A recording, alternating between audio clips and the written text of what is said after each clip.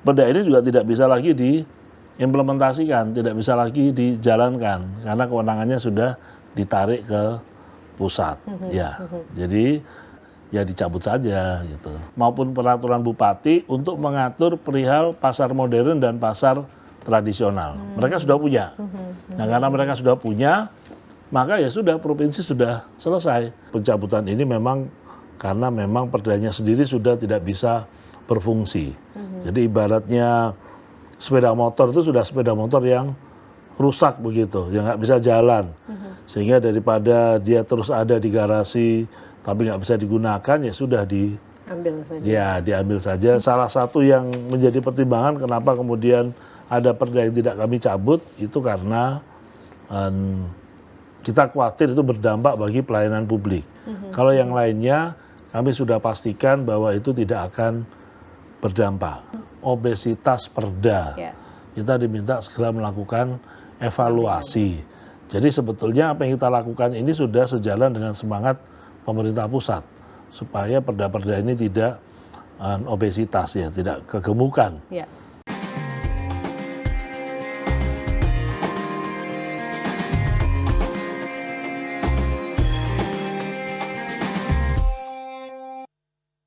Assalamualaikum dulur-dulur Jawa Timur, bagaimana kabarnya? Tentunya senang sekali saya Karin Sem dapat hadir bersama dengan podcast Jatim Channel DPRD Provinsi Jawa Timur, yang dimana kita akan selalu membahas permasalahan yang ada di Jawa Timur bersama dengan wakil rakyat yang hadir bersama dengan kita tentunya untuk bisa menyapa, kemudian juga memberikan edukasi ataupun juga insight bagi dulur-dulur Jawa Timur. Dan di kesempatan kali ini kita akan membahas tema tentang pencabutan Perda Provinsi Jawa Timur, dan tentu saja sudah hadir sosok yang luar biasa yang ada bersama dengan kita di sini, yakni Ketua Badan Pembentukan Peraturan Daerah DPRD Provinsi Jawa Timur, anggota Komisi A DPRD Jawa Timur, Dapil Jatim 1 Surabaya dari fraksi PDIP. Langsung saja kita sapa. Assalamualaikum Bapak Yordan M. Bataragoa STMSI. Waalaikumsalam warahmatullahi wabarakatuh. Senang bisa berjumpa lagi. Bagaimana kabarnya Pak Yordan? Baik, luar biasa. Luar biasa. Pak, ini adalah hal yang tentunya harus diketahui bersama begitu ya oleh dulur-dulur kita, yakni tentang pencabutan Perda Provinsi Jawa Timur. Perda atau peraturan daerah ini tentunya peraturan yang dibuat untuk mengatur daerah tertentu, khususnya yang saat ini ada di Provinsi Jawa Timur begitu ya. Nah, sebetulnya apa sih Pak alasan yang paling mendesak begitu ya membuat pencabutan sejumlah perda ini perlu dilakukan, karena tentunya sebagai Ketua Bapemperda DPRD Provinsi Jawa Timur memiliki beberapa alasan-alasan tertentu begitu. Ya, jadi Badan Pembentukan Peraturan Daerah itu tidak sekedar membentuk perda saja, tetapi juga melakukan evaluasi bagaimana implementasi peraturan daerah tersebut. Nah, kita mendapat arahan ya dari pemerintah pusat bahwa peraturan daerah kita ini secara umum ya se-Indonesia itu sudah banyak sekali, tetapi seringkali belum dilakukan evaluasi. Jadi istilahnya itu kita ini obesitas perda. Jadi obesitas perda. Jadi kelebihan perda secara signifikan. Nah, oleh karenanya kita didorong di daerah-daerah ini supaya melakukan evaluasi. Apakah ada perda yang belum bisa berjalan dengan baik, mungkin belum ada peraturan gubernur sebagai juklak pelaksanaannya, atau bahkan mungkin ada perda-perda yang harus dicabut karena memang sudah tidak bisa lagi diimplementasikan, sudah ada perubahan aturan yang di atasnya, atau karena hal yang lain. Nah, dalam kerangka itulah dilakukan evaluasi, dan hasil evaluasi itu kami mengusulkan pencabutan beberapa peraturan daerah yang ada di Jawa Timur ini. Dan itu memang sangat urgent ya Pak ya, karena harus harmonis juga dengan regulasi nasional begitu? Ya, jadi kalau urgent sebetulnya ya mungkin tidak terlalu urgent ya, karena sebetulnya aturan ini ada yang seharusnya sudah dicabut tahun lalu, tahun sebelumnya, tapi tidak dilakukan pencabutan. Nah, jadi kalau urgent itu sebetulnya tidak masuk kategori urgent ya, tetapi ini menunjukkan bahwa kita ini tidak tertib secara aturan hukum administratif, karena ada perda yang sudah tidak bisa diimplementasikan, sudah tidak kehilangan kemampuannya untuk mengatur, tetapi kok masih ada saja begitu. Ya. Sejauh ini ada berapa Pak total perda yang masuk dalam daftar evaluasi dan berapa yang akhirnya direkomendasikan untuk dicabut begitu? Ya, jadi dari hasil evaluasi yang kami lakukan, sebetulnya kami dari Bapemperda mengusulkan ada 6 peraturan daerah yang dicabut. Ya, nah setelah itu dilakukan proses, ya, disampaikan dalam rapat paripurna, dilakukan pembahasan, kami berkunjung ke instansi terkait, dan hasilnya kemarin kita putuskan yang kita cabut hanya 5. Ada 1 perda yang tidak jadi kita cabut.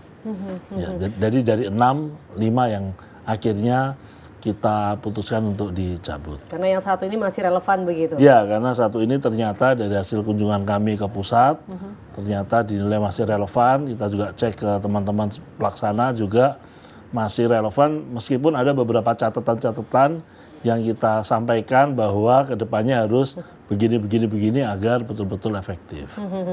Baik, seperti data mungkin yang saya terima begitu Pak ya, ini mohon koreksi jika salah begitu ya. Siap. Jadi jadi ada 5 perda tersebut begitu Pak ya. Ini kalau nggak salah yang tentang perda nomor 1 begitu ya Pak ya, tahun 2005. Mungkin Bapak bisa lebih menjelaskan perda apa saja begitu Pak. Saya takut miskom dari saya begitu, karena dari Bapak sendiri akan jauh lebih akurat untuk dulur-dulur Jawa Timur yang tengah menyaksikan begitu.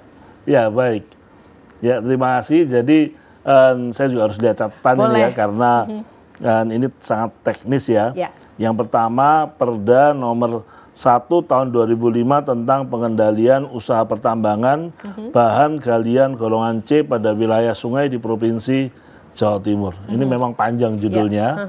Nah, ini kita usulkan untuk dicabut, dan hasil pembahasan ini dicabut. Ya. Alasan dan pertimbangannya apa nih Pak yang menjadikan ini harus dicabut begitu? Karena kewenangan terkait dengan hal ini, bidang pertambangan itu sekarang sudah ada di pemerintah pusat. Jadi tidak lagi ada di Provinsi Jawa Timur ya. Sehingga memang perda ini juga tidak bisa lagi diimplementasikan, tidak bisa lagi dijalankan karena kewenangannya sudah ditarik ke pusat. Ya. Jadi akhirnya kami koordinasi dengan dinas yang terkait, dan memang ini sudah tidak ada lagi fungsinya, ya, sehingga ya dicabut saja gitu. Dampaknya seperti apa Pak terkait dengan retribusi untuk galian tersebut? Karena pastinya kan kalau untuk adanya galian golongan C ini pasti ada retribusi di wilayah-wilayah tersebut begitu ya. Dengan dicabutnya, karena nanti akan diurus dari pusat, pasti akan memberikan dampak begitu untuk untuk pencabutan retribusinya. Ya, tentu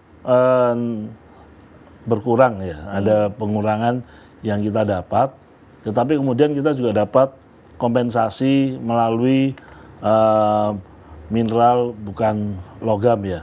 Jadi ada juga kompensasi dari pemerintah pusat untuk kemudian kita bisa mendapatkan hasil lain terkait dengan hal tersebut. Ya, memang dulu kewenangannya kan di provinsi, kemudian diambil alih oleh pusat, tapi kemudian sekarang kewenangannya tetap ada di pusat, tetapi yang menarik sekarang kembali lagi pada provinsi. Jadi provinsi yang menarik, tapi kemudian hasilnya dikirim ke pusat. Jadi kewenangannya tetap yang menarik sekarang ini tetap provinsi, tetapi untuk pusat ya. Jadi kita sekedar melaksanakan apa yang menjadi kewenangan pusat ya. Alasannya kenapa kewenangannya sekarang diambil alih oleh pusat nih Pak? Yaitu kalau itu masuk dalam wilayah politik ya. Ya tentu mungkin pusat punya pertimbangan tersendiri kenapa kemudian itu semua ditarik ke pusat, mungkin terkait juga dengan pengendalian lingkungan hidup ya, supaya tidak lagi daerah ini daerah ini tidak lagi dengan mudah memberikan izin dan kemudian tergoda untuk melakukan eksploitasi secara besar-besaran dan akhirnya merusak alam. Bisa jadi itu salah satu pertimbangan dari pemerintah pusat dalam rangka pengendalian kelestarian alam. Berarti untuk tambang-tambang ilegal galian golongan C ini sudah tidak diterbitkan lagi oleh pemerintah Provinsi Jawa Timur begitu? Ya, jadi sudah ada di pemerintah pusat. Ya, oleh karena itu perda ini sudah tidak lagi bisa digunakan, ya jadi ya daripada dia ada tetapi tidak, antara ada dan tiada jadinya ya, ada perdanya tapi tiada fungsinya, maka sesuai dengan arahan pemerintah pusat, maka perda ini kita cabut. Apakah nanti nggak akan bahaya Pak? Karena kan kewenangannya langsung dari pusat nih. Sedangkan di wilayah Jawa Timur untuk penetipannya kan tidak bisa langsung dilaksanakan oleh pemerintah provinsi Jawa Timur karena kewenangan dari pusat. Sedangkan pusat untuk menetipkan pasti kan butuh proses, butuh waktu. Apakah tidak akan? Ya, dari hasil rapat kami memang kemudian ada sinergi. Ya, karena memang yang tahu kondisi di daerah itu kan sebetulnya bukan pemerintah provinsi, justru pemerintah kabupaten kota. Karena mereka yang langsung sehari-hari ada di kabupaten kota tersebut. Sehingga memang harus ada sinergi antara pemerintah pusat, pemerintah provinsi, dan pemerintah kabupaten kota. Ya. Berarti tetap harus ada sinergi tersebut ya, walaupun kewenangan dari pusat. Ya, betul. Oh begitu. Ya. Baik, boleh bergeser ke perda berikutnya Bapak yang dicabut. Ya, yang kedua adalah Perda nomor 3 tahun 2008 tentang perlindungan pemberdayaan pasar modern dan penataan pasar tradisional di Provinsi Jawa Timur. Jadi ini sudah cukup lama karena perdanya tahun 2008. Jadi sudah 2008. 17 tahun ini perdanya. Ya. Alasannya kenapa Pak ini dicabut? Apakah pemerintah Provinsi Jawa Timur sudah tidak bisa melindungi lagi kah atau bagaimana begitu? Ya, jadi begini, tahun 2008 itu ketika perda ini ada, itu sebetulnya kewenangan terkait dengan pasar tradisional itu ada di pemerintah kabupaten kota. Jadi kewenangan izinnya itu sudah ada di kabupaten kota, bukan di provinsi. Ya. Namun pada saat itu kabupaten kota juga belum sebagian besar belum memiliki instrumen untuk melakukan penataan pasar tradisional dan perlindungan pasar tradisional dan penataan pasar modern. Pemerintah kabupaten kota belum punya. Nah, oleh karena itu kemarin kami evaluasi, kami cek di tiap kabupaten kota itu apakah mereka sudah punya peraturan daerah yang mengatur terkait pasar tradisional itu. Dan dari hasil penelitian kami ternyata hampir semua hanya satu kabupaten yang kemudian mengaturnya dalam bentuk peraturan bupati. Lainnya sudah mengatur perihal pasar tradisional itu dalam bentuk peraturan daerah. Ya, jadi menurut kami ya sudah selesai di tugasnya. Kenapa? Karena daerah-daerah kabupaten kota sudah pada mengatur sendiri-sendiri. Kalau sebelumnya belum. Berarti nilai udah mandiri untuk mengatur itu begitu maksudnya? Ya, jadi mereka sudah punya aturan, sudah punya peraturan daerah maupun peraturan bupati untuk mengatur perihal pasar modern dan pasar tradisional. Mereka sudah punya. Nah, karena mereka sudah punya, maka ya sudah provinsi sudah selesai. Karena sebetulnya kewenangannya memang ada di kabupaten kota. Tapi mohon maaf pada saat peraturan Perda nomor 3 ya Pak ya tahun 2008 yang diberlakukan kan peraturannya otomatis akan seragam nih untuk seluruh kabupaten kota yang ada di Jawa Timur. Karena kalau sekarang diatur oleh setiap daerah berarti peraturannya akan berbeda-beda begitu ya Pak? Ya, memang itu kembali ke peraturan ke kabupaten kota masing-masing. Menyesuaikan begitu ya? Menyesuaikan dengan kearifan lokal di kabupaten kota masing-masing. Ya, kami pun waktu di Perda nomor 3 tahun 2008 juga tidak terlalu detail, ya, tetapi selalu diarahkan supaya ada koordinasi dengan kabupaten kota. Nah, ini sudah selesai dan kemudian hal kedua, kalau kan ada pertanyaan nih, lalu bagaimana peran pemerintah provinsi terhadap pasar tradisional? Ya, masa terus dilepas begitu saja? Kesannya nggak dilindungi lagi begitu kan, Pak? Ya, ini memang salah satu pembahasan yang agak dalam ya, karena tarik menarik kita ke pusat pun ada dorongan supaya sebaiknya diperbaiki saja, sebaiknya direvisi saja ya, karena secara substansi pemerintah provinsi ada beberapa hal yang masih bisa dilakukan. Biasanya kan fungsinya pemerintah provinsi ini kan stabilisasi harga supaya tidak ada kenaikan inflasi, supaya harga bahan pokok tetap terjaga. Nah, kita sudah cek melalui aturan yang ada itu tetap bisa dilakukan oleh pemerintah provinsi, tidak melalui perda ini. Ya, jadi ada peraturan pemerintah maupun peraturan gubernur yang setelah kita cek itu tetap memungkinkan pemerintah provinsi melakukan stabilisasi harga sembako. Hal kedua yang biasanya dilakukan oleh pemerintah provinsi adalah pembinaan terhadap pasar tradisional. Ya, nah kita sudah lihat dalam tugas fungsinya dinas Indak ya dan dinas Industri dan Perdagangan itu juga masih memungkinkan mereka untuk melaksanakan tusi itu. Ya, pembinaan pasar tradisional itu tetap bisa mereka lakukan meskipun perda ini dicabut. Artinya pencabutan perda ini sama sekali tidak berdampak terhadap kinerja pemerintah Provinsi Jawa Timur. Ya, jadi itu poin penting yang perlu kami sampaikan supaya jangan ada kesan pemerintah provinsi ini angkat tangan. Ya, ada kesan DPRD provinsi justru tidak mau melindungi wong cilik. Ya, itu betul-betul. Takutnya begitu ya. Itu betul kita jaga.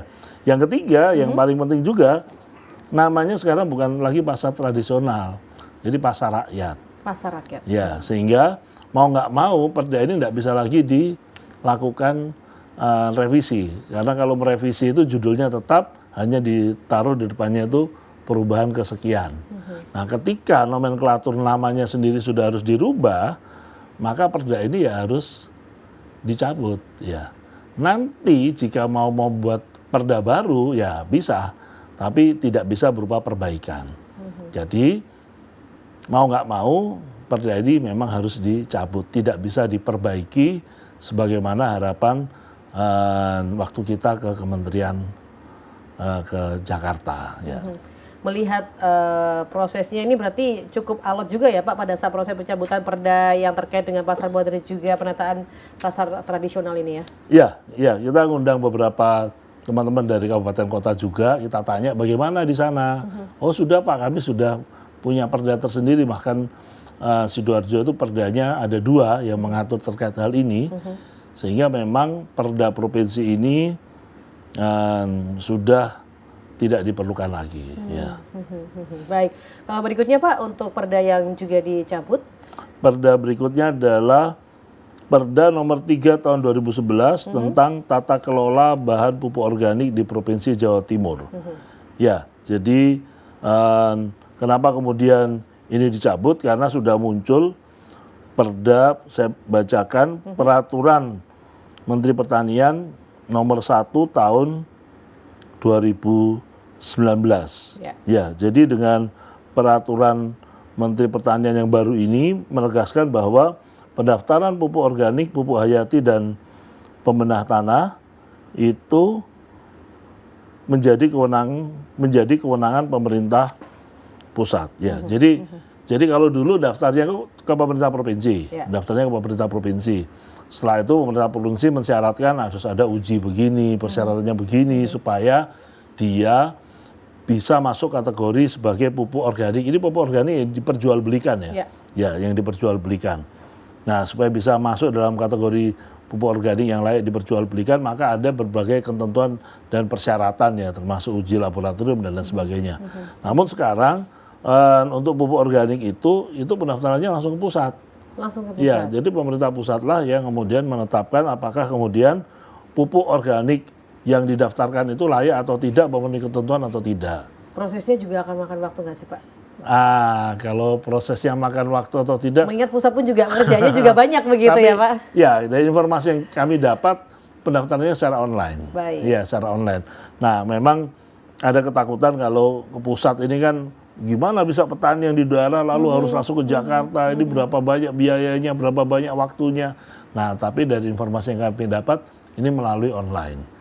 Nah, tentu kita juga tetap mengawasi, kita sampaikan ke teman-teman DPRD Provinsi Jawa Timur yang menjadi mitra, khususnya teman-teman di Komisi B, supaya ini terus-menerus diawasi, ya, terus-menerus dipantau, ya, baik. Jangan sampai kemudian aturan ini justru membebani teman-teman yang ingin memproduksi pupuk organik, ya. Baik, berikutnya untuk perda yang juga dicabut, Pak. Perda yang berikutnya yang juga dicabut adalah Perda nomor 4 tahun 2012. Ya, ini juga agak lama sebetulnya, tentang pengendalian kelebihan muatan angkutan barang. Ya. Jadi Perda nomor 4 tahun 2012 ini sebetulnya mengatur mengenai jembatan timbang. Ya. Ya. Jadi bagaimana pengendalian kelebihan muatan, ya, baik dari sisi berat, ya, maupun dari sisi dimensi, itu dikendalikan melalui jembatan timbang.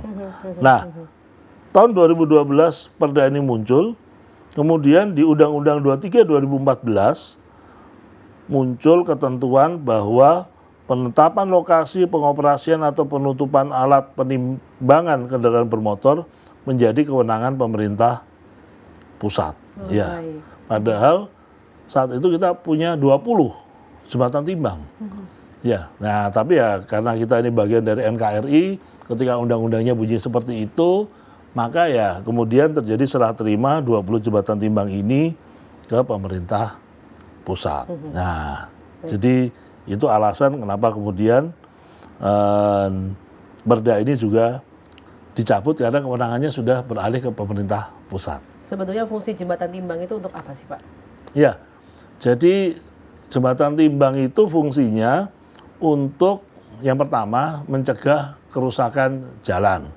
Ya, jadi kalau kemudian beratnya itu tidak sesuai dengan ketentuan, ya, maka ya jalan akan menjadi cepat rusak dan kemudian harus keluar lagi biaya untuk perbaikan sehingga kemudian uang rakyat tergerus untuk perbaikan jalan akibat kendaraan-kendaraan khususnya truk yang tidak sesuai ketentuan.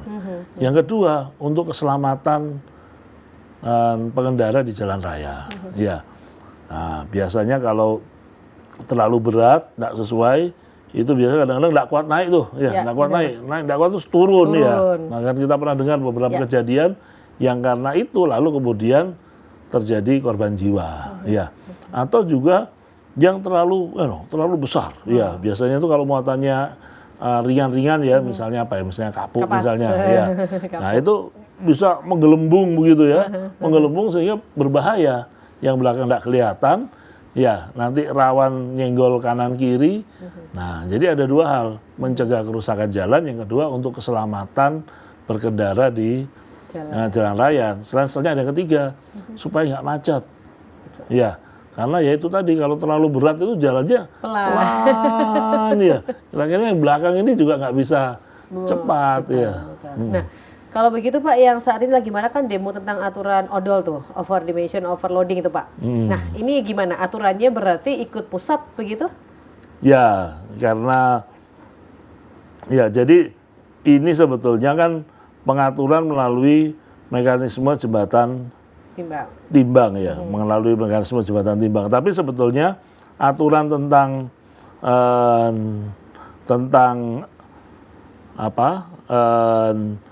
pengendalian odol itu, ya, itu menjadi kewenangan polisi, ya.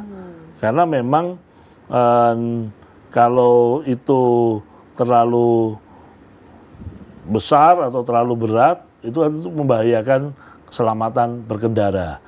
Nah, sehingga kemudian polisi ingin agar semua orang ini selamat, semua orang ini mengurangi resiko berkendara di jalan besar, maka berusaha dilakukan penertiban. Tapi memang karena sudah terlanjur jadi kebiasaan sih, ya, sudah terlanjur jadi kebiasaan. Biaya tarif itu tarif pengiriman barang mungkin sudah dihitung berdasarkan muatan yang sudah berlebih itu, sehingga ketika kemudian dilakukan penertiban, kemudian muatannya harus dikurangi, tentu akan berdampak pada kenaikan tarif angkutan. Dan ini mungkin juga akan berdampak dari sisi ekonomi.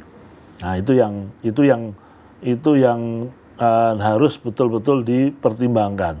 Di sisi lain, kadang-kadang pengusaha ini tidak mau tahu, ya, masalah hal tersebut dibebankan pada supirnya, ya, sehingga supir sendiri terjepit kan. Ya, di sisi lain dia juga butuh mungkin dia tidak mau odol itu, dia sendiri juga tidak menginginkan hal tersebut. Namun karena tuntutan dari pengusaha, ya dia harus melakukan itu. Dan kalau terjadi sesuatu, dia yang menanggung akibatnya. Nah ini yang para driver, para supir ini juga keberatan. Ya sehingga mungkin sebaiknya memang semua stakeholder ini harus duduk bersama, harus memutuskan dan kemudian secara bijak memberikan solusi begitu. Berarti kewenangan nanti akan ada di polisi begitu Pak, untuk yang Bapak bilang. Dan mereka menimbangnya akan di mana begitu nanti? Nah di jembatan timbang itu. Oh di jembatan timbang Iya, tersebut. Berarti meskipun kewenangan.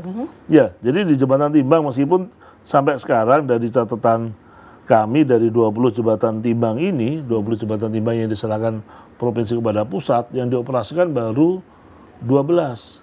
Ya, dan itu pun dengan sistem buka tutup. Ya, artinya ya masih belum begitu efektif ya.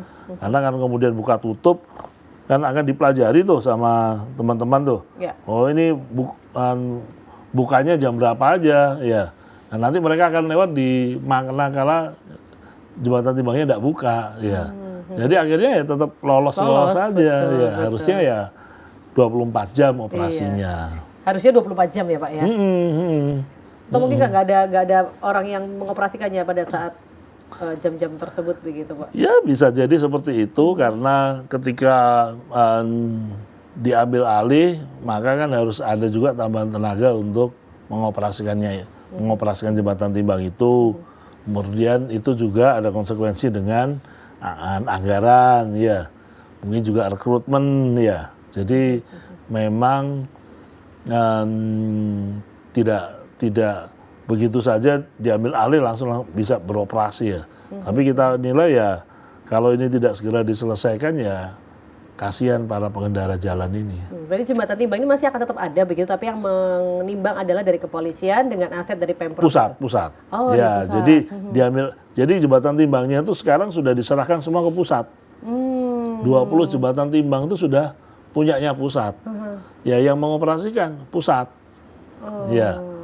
Berarti nggak malah rugi Pak? Karena kan kesannya kayak aset kita kan diserahkan kepada pusat begitu. Ya, kalau kita bicara NKRI kan tidak ada untung rugi. Ya ketika itu diserahkan pusat ya kita serahkan ke pusat. Ya mungkin kita melihat ya mungkin kita rugi ya. Ya. Tapi lumayan ya, Pak, 20 loh. Iya. Sebetulnya kita tidak itu kan ada sanksinya ya. Jadi biasanya kita dapat tuh justru dendanya. Dendanya. Iya, denda. Tapi juga repot juga. Karena pilihannya biasanya denda atau barangnya sudah denda, barangnya diturunkan. Iya. Nah, nurunkan ini kan juga problem baru ya. Terus tempat nyimpannya di mana ya. Jadi memang lebih bagus semua pihak itu duduk bersama supaya tidak ada lagi pelanggaran. Ya, karena ya kita juga tidak bisa tutup mata ya kadang-kadang ada oknum-oknum yang justru memanfaatkan hal-hal tersebut.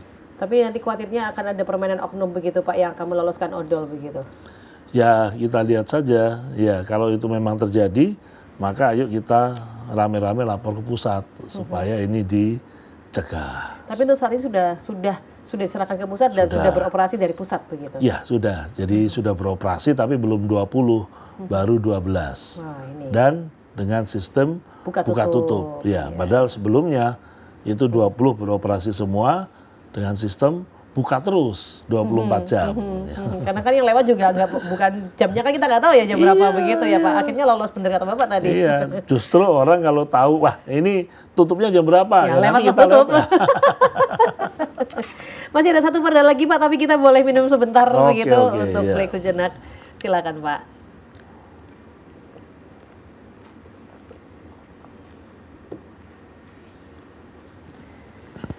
Wow, ini menarik sekali ya terkait pencabutan Perda Provinsi Jawa Timur. Ada 6 yang rencananya akan dicabut tapi akhirnya setelah dievaluasi kemudian dilakukan pertimbangan oleh Bapemperda DPRD Provinsi Jawa Timur akhirnya 5 yang dicabut. Tadi sudah diinformasikan bahwa ada tentang galian golongan C, kemudian tentang pasar modern, tentang bahan pupuk organik, dan satu lagi tentang kelebihan muatan. Dan tentunya nggak ketinggalan yang kelima, boleh disampaikan oleh Pak Yordan. Ya, terima kasih. Jadi yang kelima ini yang juga dicabut ya. Yang juga dicabut adalah Perda nomor 8 tahun 2014 tentang pembangunan dan pemberdayaan perfilman di Jawa Timur. Nah ini perda ini memang sebetulnya umur hidup realnya itu nggak lama. Karena begitu perda ini muncul, lalu kemudian ada Undang-Undang 23 2014 di tahun yang sama tentang pembinaan perfilman yang menjadi kewenangan pemerintah pusat. Jadi undang-undang ini mengatur bahwa perfilman itu menjadi kewenangan pemerintah pusat. Nah, oleh karena itu ya sudah nggak bisa lagi, ya karena ini aturannya dalam perda ini yang membina adalah pemerintah Provinsi Jawa Timur. Nah, tapi kami juga jadi Bapemperda. Jadi begini, pembahasan perda itu tidak hanya dilakukan oleh Bapemperda selaku bagian dari legislatif, tetapi juga harus bersama-sama dengan eksekutif. Ya, karena kita di Indonesia mengatur sistem bahwa fungsi legislasi itu dijalankan oleh lembaga legislatif dan lembaga eksekutif. Jadi ketika kami membahas tentang pencabutan perda ini, ya kami undang teman-teman di Disbudpar ya kami diskusi ya. Ini ada nggak dampaknya kalau ini dicabut ya. Kami juga tidak mau kemudian kami didemo oleh teman-teman insan perfilman. Ya, kita justru dianggap tidak berpihak kepada pelaku budaya, pelaku kesenian, teman-teman yang di industri kreatif ya. Maka kemudian kita berdiskusi dan ternyata sangat kebetulan ini bersamaan juga dengan rencana penambahan nomenklatur pada Dinas Kebudayaan dan Pariwisata Disbudpar dari Disbudpar menjadi Disbudpar Ekraf. Ya, ekonomi kreatif, di mana salah satu bidang ekonomi kreatif ini juga menyangkut tentang masalah perfilman. Ya, oleh karenanya, meskipun kemudian perda ini dicabut, namun secara tugas pokok dan fungsi dinas Disbudpar yang nanti jadi Disbudpar Ekraf ini tetap akan juga menyentuh masalah perfilman. Karena perfilman juga menjadi bagian dari ekonomi kreatif. Sehingga kami ingin menegaskan ke teman-teman insan perfilman yang ada di daerah, khususnya di Jawa Timur, jangan khawatir, jangan menganggap bahwa kami ini tidak memihak kepada teman-teman insan perfilman. Tidak. Bahwa setelah ini Disbudpar justru akan lebih intensif berkomunikasi dengan para insan perfilman karena nama Disbudpar akan menjadi Disbudpar Ekraf yang memasukkan ekonomi kreatif menjadi salah satu tugas pokok fungsi dari dinas ini. Ya. Baik, yang satu lagi Bapak yang tidak dilakukan pencabutan itu dan kenapa tidak dilakukan pencabutan tersebut Pak? Apakah masih relevan? Apakah masih bisa dilaksanakan di provinsi kita, Jawa Timur? Jadi yang terakhir ini adalah Perda nomor 10 tahun 2012 tentang pengelolaan Bandar Udara Abdurrahman Saleh.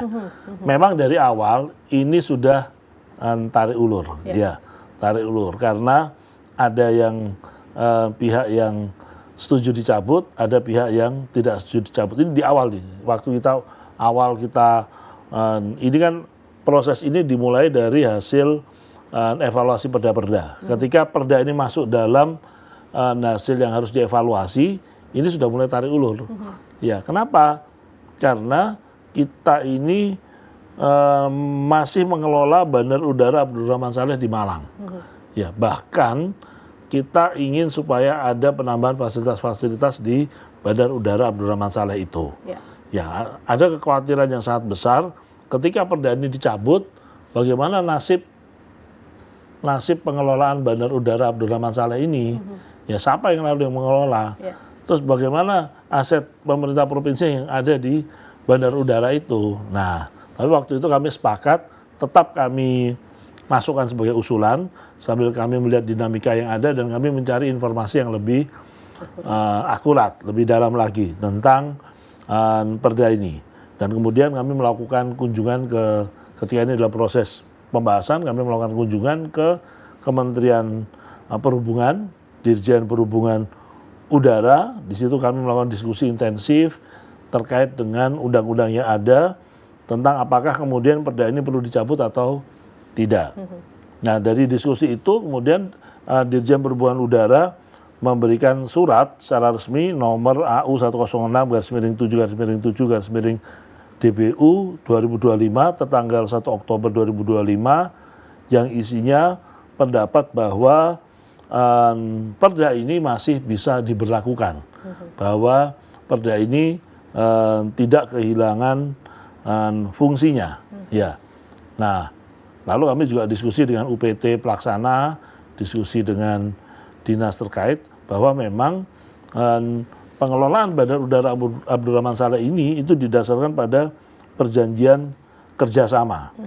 Ya, perjanjian kerjasama antara Kementerian Perhubungan, kemudian TNI, karena itu aset-asetnya TNI, dan juga pemerintah Provinsi Jawa Timur. Dan memang ada satu kelemahan, karena dalam perjanjian kerjasama itu tidak mencantumkan perda ini. Ya, perda ini. Padahal dari hasil diskusi kami, pengelolaannya sendiri itu sebetulnya masih tetap sebagian menggunakan dasar peraturan daerah ini. Sehingga akhirnya dibuat sepakatan, karena kebetulan perjanjian kerjasamanya juga mau habis, bahwa nanti dalam perjanjian kerjasama mendatang, maka perda ini juga harus dimasukkan sebagai salah satu dasar. Ya, sehingga jangan sampai kemudian muncul yang kayak sebelumnya, lo ngapain juga ada perda ini, wong perda ini nggak masuk dalam bagian dari perjanjian kerjasama bisa tetap jalan. Yeah. Artinya kalau perda ini dihapus kan perjanjian kerjasamanya bisa tetap jalan. Ya, karena kita cek perjanjian kerjasama tersebut tidak menggunakan perda ini sebagai dasar. Nah, itu yang nanti akan diperbaiki. Baik, ini luar biasa ya. Jadi dari 6, 5 yang akhirnya diputuskan dicabut, 1 masih bisa dipertahankan di provinsi kita. Nah, sebetulnya Pak, untuk Bapemperda atau Badan Pembentukan Peraturan Daerah DPRD Provinsi Jawa Timur ini untuk anggotanya ini siapa saja? Apakah dari lintas fraksi atau mungkin dari lintas komisi begitu? Jadi anggota dari Badan Pembentukan Peraturan Daerah ini adalah lintas fraksi. Tiap fraksi diminta mengirimkan, menugaskan siapa yang ditugaskan di Bapemperda ini dengan jumlah proporsional dengan jumlah anggota fraksi itu. Ya, jadi fraksi dengan jumlah suara terbanyak tentu jumlah yang dikirim juga paling banyak, nanti yang suaranya terkecil paling kecil. Ada berapa Pak anggota dari Bapemperda DPRD Provinsi Jawa Timur ini? Ada 21. 21, wow. Dan mereka kebetulan apakah mereka juga dari berbagai komisi yang ada atau mungkin lebih banyak dari komisi-komisi tertentu begitu? Komposisinya untuk saat ini? Kami sudah cek dari tiap komisi ternyata ada yang mewakili, meskipun kami tidak menentukan demikian ya, tapi kenyataannya ternyata dari tiap komisi ada wakilnya di situ. Jadi ketika kita berdiskusi, kita membahas, maka ya ada juga perwakilan komisi yang juga terlibat dalam pembahasan itu. Nah, bicara soal pencabutan Perda Provinsi Jawa Timur ini, apakah pada saat proses pencabutan ini tentunya ada peninjauan terlebih dahulu begitu kan ya Pak? Nah, ini siapa saja yang terlibat pihak-pihaknya, dari eksekutif kah hingga legislatif atau bagaimana? Ya, jadi tahun lalu sebelum perda ini mulai dibahas, masih dalam berbentuk Propemperda, nah kami sudah meminta hasil. Jadi gini, di DPRD sendiri sudah melakukan kajian, ya khususnya di Bapemperda, ya sudah melakukan kajian. Kajian itu dilakukan oleh teman-teman dari tenaga ahli, dan kemudian muncul beberapa perda yang perlu dievaluasi. Dari eksekutif sendiri kami juga minta supaya melakukan kajian, dan kebetulan kajiannya itu dari teman-teman BRIDA, Badan Riset dan Inovasi Daerah yang memiliki tupoksi, salah satunya juga penelitian di bidang hukum, supaya juga melakukan kajian terkait dengan peraturan daerah yang perlu dievaluasi. Dan dari hasil itu kami gabungkan ya dan hasilnya ada 6 yang dinilai perlu dilakukan pencabutan. Meskipun setelah kemudian kami melakukan diskusi intens, akhirnya hanya 5 yang kami cabut. Tentunya juga ada tahapan uji publik ya Pak ya, atau mungkin kajian akademik untuk melakukan proses pencabutan itu? Ya, jadi ada kajian akademiknya karena memang untuk setiap peraturan daerah sebelum dimasukkan dalam pembahasan itu harus memiliki kajian akademik.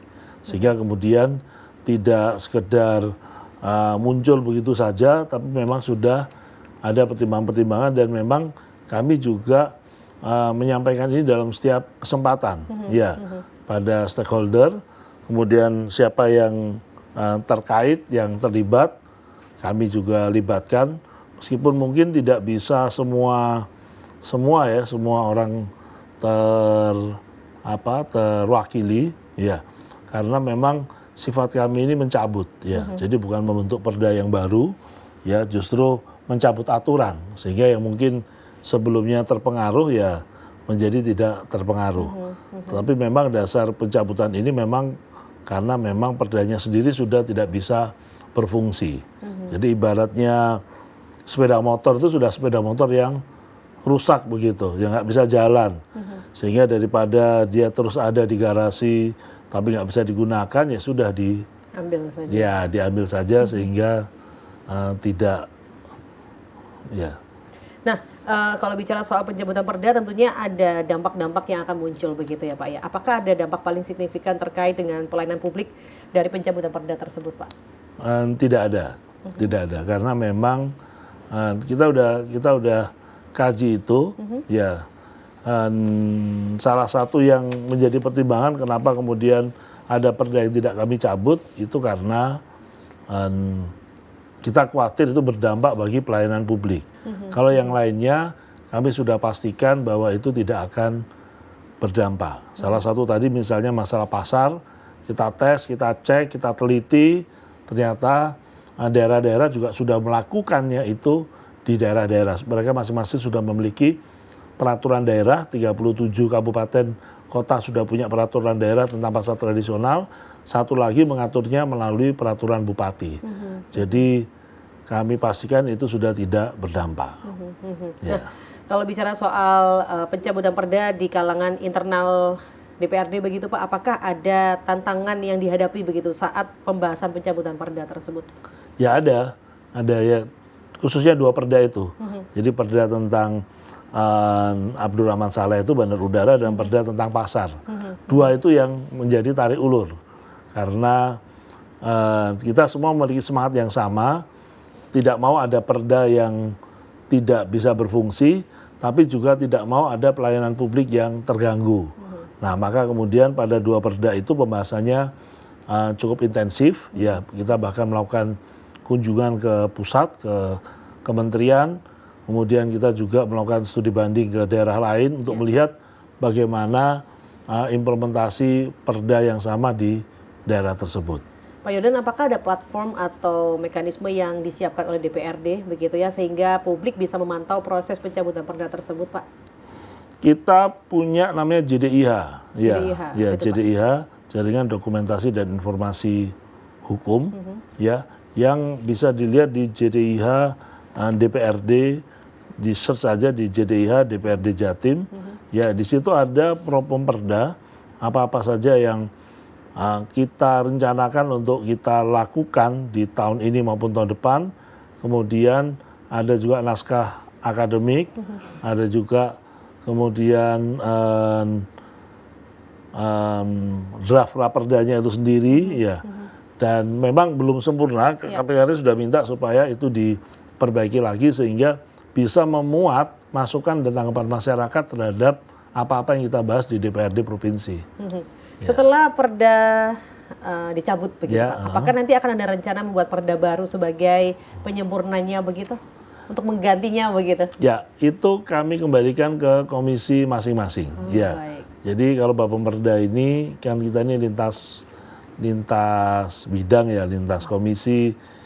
Kita memang mencabutnya lewat kita, ya. Tetapi kemudian kalau itu mau diusulkan untuk dibuat perda yang baru, yaitu diserahkan ke komisi masing-masing, mana yang urgent, mana yang mendesak, nah itu kembali ke komisi. Kalau dari Bapemperda sejauh ini belum ada rencana membuat perda pengganti.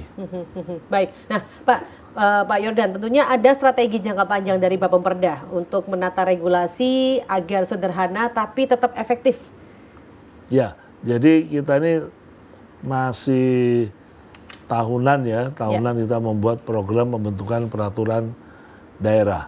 Ya, namun kita ingin agar tiap peraturan daerah itu bisa efektif. Contohnya kemarin dalam pembahasan salah satu perda, kita langsung cek, ini kira-kira berapa pergub yang perlu dibahas. Ya, berapa pergub yang perlu maksud saya perlu diterbitkan peraturan gubernur sebagai petunjuk pelaksanaan dari perda tersebut. Nah, setelah dihitung lalu ketahuan, oh ternyata butuh 4 pergub. Ya, maka saya sampaikan ke dinas teknis yang mengurus hal itu yang harus menyusun pergub. Ini mohon segera disiapkan peraturan gubernurnya. Ya, nah sudah jelas ini dari Biro Hukum sudah menghitung butuh 4 peraturan gubernur. Kira-kira ada kendala atau tidak? Waktu itu disampaikan, oh Pak, sepertinya kami belum sempat menganggarkan terkait penerbitan pergub. Ya, oke, kalau gitu buat mendahului ya dalam penganggaran itu boleh mendahului perubahan supaya karena begitu ini digedok satu peraturan itu 6 bulan harus terbit peraturan gubernurnya. Nah, kalau menunggu perubahan anggaran itu baru 9 bulan lagi. Ya, padahal dalam 6 bulan harus selesai. Nah, ini kan harus ada solusi.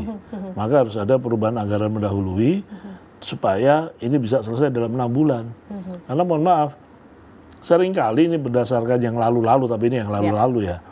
Kalau perda itu inisiatifnya DPRD, itu pergubnya seringkali tidak menjadi prioritas. Ya, atau mungkin agak-agak terlupakan. Ya, beda kalau kemudian perda itu inisiatif dari eksekutif, maka karena itu inisiatif dari eksekutif, pergubnya juga langsung disiapkan. Nah, itu yang kemudian kami wanti-wanti, ini bagian dari strategi kami, supaya kalau perda diterapkan itu bisa efektif implementasinya. Apakah ada pengaruh nih Pak, catatan Kemendagri dalam proses pencabutan perda di Jawa Timur, dan pengaruhnya seberapa besar gitu kira-kira Pak Yordan? Ya, jadi kita sudah sampaikan rencana ini dari awal ya, karena sebetulnya tahun lalu waktu kami ikut rapat koordinasi Bappemerda se-Indonesia ini juga ditekankan obesitas perda. Kita diminta segera melakukan evaluasi. Jadi sebetulnya apa yang kita lakukan ini sudah sejalan dengan semangat pemerintah pusat supaya perda-perda ini tidak obesitas ya, tidak kegemukan. Ya, jadi sejauh ini kalau dari Kemendagri tidak ada kendala sih. Baik, tentunya Pak Yordan memiliki pesan kepada masyarakat begitu ya tentang pentingnya deregulasi dan juga pencabutan perda. Tujuannya adalah untuk kemajuan Jawa Timur. Silakan Pak Yordan bisa disampaikan. Ya, terima kasih teman rekan-rekan se-Jawa Timur. Jadi jika ada perda yang Bapak Ibu rekan-rekan ketahui ini tidak efektif implementasinya atau perlu dirubah atau perlu diganti dengan yang lebih baru, monggo disampaikan, silakan disampaikan ke DPRD Provinsi Jawa Timur. Ya, kita lewat JDIH DPRD Jatim, itu nanti kita akan buatkan icon di dalamnya supaya bisa diklik dan kemudian masukan-masukan itu bisa disampaikan melalui website kami. Sehingga kami bisa memahami apa yang menjadi harapan dan apa yang menjadi keinginan dari rakyat Jawa Timur. Termasuk juga kalau mau datang atau audiensi ke DPRD Provinsi Jawa Timur, kami tentu sangat senang sekali menerima masukan-masukan dan harapan-harapan dari teman-teman se-Jawa Timur. Terima kasih. Baik, terima kasih banyak Bapak untuk insight-nya sehingga kita bisa mengerti bagaimana proses pencabutannya dan perda mana saja yang sudah tidak relevan di provinsi kita sehingga masyarakat bisa lebih memahami begitu ya. Sekali lagi terima kasih banyak Pak Yordan untuk waktunya, untuk insight-nya pada kesempatan kali ini. Sehat selalu Bapak mengawal suara rakyat. Ya, terima kasih. Baik, Dulur Jawa Timur, demikian tentang pencabutan perda Provinsi Jawa Timur bersama dengan Bapak Yordan M. Bataragoa ST-MSI, Ketua Badan Pembentukan Peraturan Daerah DPRD Provinsi Jawa Timur, fraksi PDIP, anggota Komisi A DPRD Jawa Timur, Dapil Jatim 1 Surabaya. Semoga hal ini bisa memberikan insight untuk kita semua, menjadikan Jawa Timur menjadi semakin maju. Saya Karin Sem pamit, wassalamualaikum warahmatullahi wabarakatuh.